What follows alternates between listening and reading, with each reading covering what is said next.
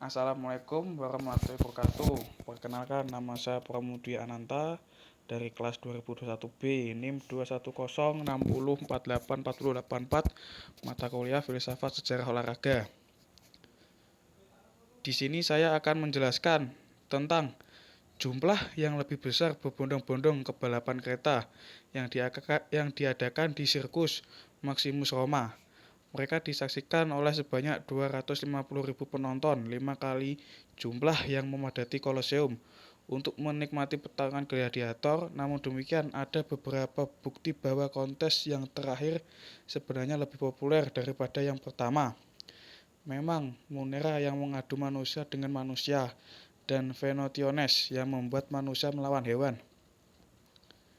menjadi populer bahkan di Kekaisaran Timur yang berbahasa Yunani, yang pernah dianggap para sejarawan kebal dari nafsu akan darah. Frekuensi balapan kereta yang lebih besar dapat dijelaskan oleh fakta bahwa mereka relatif murah dibanding dengan biaya yang sangat besar dari pertempuran gladiator. Sirkus Romawi dan Hippodrome Byzantium terus menyediakan balap kereta lama setelah protes Kristen dan biaya ekonomi yang besar. Mengakhiri permainan gladiator mungkin pada awal abad ke-5. Dalam banyak hal, balapan kereta cukup modern. Pada kusir dibagi menjadi faksi-faksi yang terorganisir secara birokratis. Misalnya, biru dan hijau yang membangkitkan loyalitas penggemar dari Inggris hingga Mesopotamia. Para kusir membual tentang jumlah kemenangan. Mereka sebagai atlet modern membuat tentang statistik. Mereka yang menunjukkan mungkin beberapa kesadaran baru tentang apa yang di zaman modern disebut rekor olahraga. Namun permainan gladiator seperti permainan Yunani sebelumnya memiliki dimensi religius yang kuat. Pertempuran Romawi pertama pada 264 Masehi mungkin berasal dari permainan memakan Etruria, di mana pertempuran fana menyediakan pendamping bagi almarhum.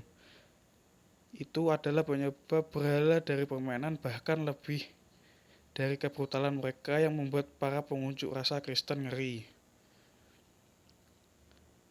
Materi selanjutnya yaitu olahraga di abad pertengahan. Olahraga Eropa abad pertengahan terorganisir dengan baik daripada olahraga kuno klasik. Bahkan raya festival musiman adalah kesempatan bagi pria mengangkat batu atau karung gandum dan bagi wanita untuk mengikuti lomba smok. Untuk smok bukan satu, olahraga favorit kaum tani adalah sepak bola rakyat.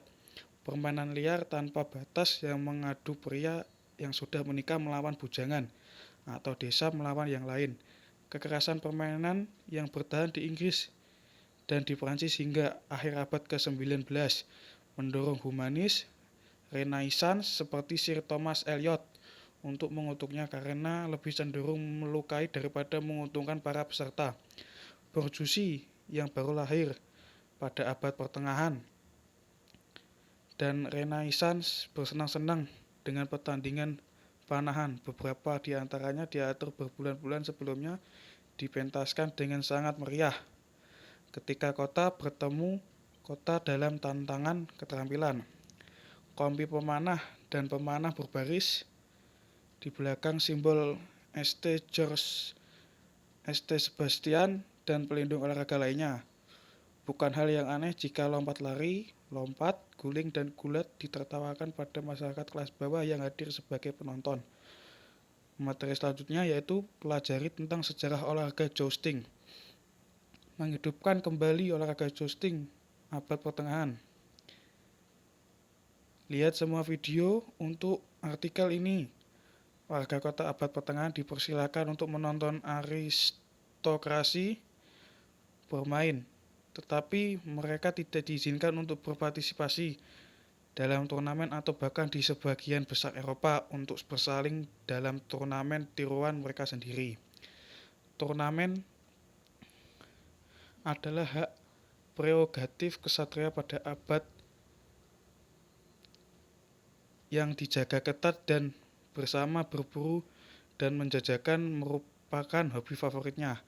Pada keimiringan di mana kesatria berkuda dengan tombak untuk melepaskan kuda satu sama lain.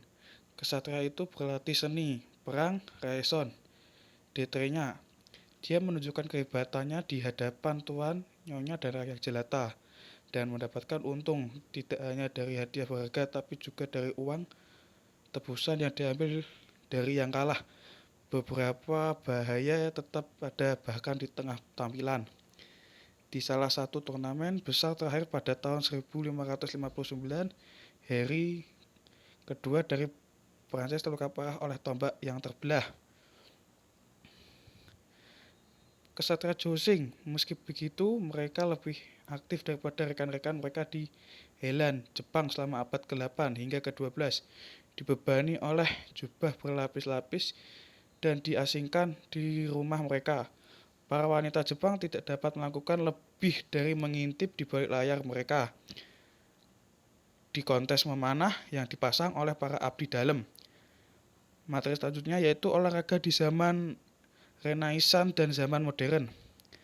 Pada masa Renaissance, olahraga telah menjadi sepenuhnya sekuler, tetapi di benak pendidik Ceko abad ke-17, John Amos, Comenius, dan humanis lainnya, perhatian terhadap pendidikan jasmani pada abad yang dianggap sebagai model klasik membayangi aspek kompetitif olahraga. Mereka abad 15 dan ke abad 16 lebih menyukai tarian daripada olahraga dan senang dengan pola gerakan geometris dipengaruhi oleh balet yang berkembang di Prancis selama periode.